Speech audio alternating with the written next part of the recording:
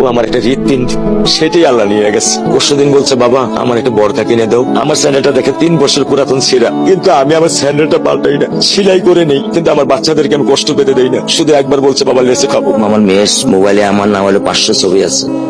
আমি এখনো সাহস পাইনি আমার মেয়ের একটা ছবি বের করে দেখতে। আমার সেই সাহস নাই। আমি সেই সব হারাই ফেলছি, কারণ ও আমার ছিল হৃৎপিণ্ড।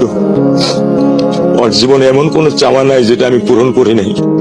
পরশুদিন বলছে, বাবা আমার একটা বরকা কিনে দাও। আমার চাচতো ভাই বললো, ভাই ইসলামপুর থেকে 300-400 টাকা পাওয়া যায়। আমি সাথে সাথে নিউ মার্কেট থেকে আমি 1000 টাকা দিয়ে আমার মেয়েকে বরকা এনে দিচ্ছি। আমি দরিদ্র, ভাঙা বাসায় থাকি, কিন্তু আমার গরিব সন্তানদেরকে আমি কখনোই দারিদ্রতা স্বাদ পেতে দেইনি। দারিদ্রতা স্বাদ পেতে দেইনি। আমার বড় মেয়েকে এখন আমি সেলোরার থেকে জামা কিনে দিই। আমার স্যান্ডেলটা দেখে 3 বছর পুরাতন ছিঁড়া, কিন্তু আমি আমার স্যান্ডেলটা পাল্টাই না, সেলাই করে নেই, কিন্তু আমার বাচ্চাদেরকে আমি কষ্ট পেতে দেই না। শুধু একবার বলছে, বাবা লেচে খাবো। আমি 1 মিনিটও দেরি করিনি, 1 মিনিটও আমি দেরি করিনি। ও আমার একটা হৃৎপিণ্ড, সেটাই আল্লাহ নিয়ে গেছে। আলহামদুলিল্লাহ, শুকরিয়া, আল্লাহ দিছে, আল্লাহ নিয়ে গেছে। আমার কোনো কষ্ট নেই।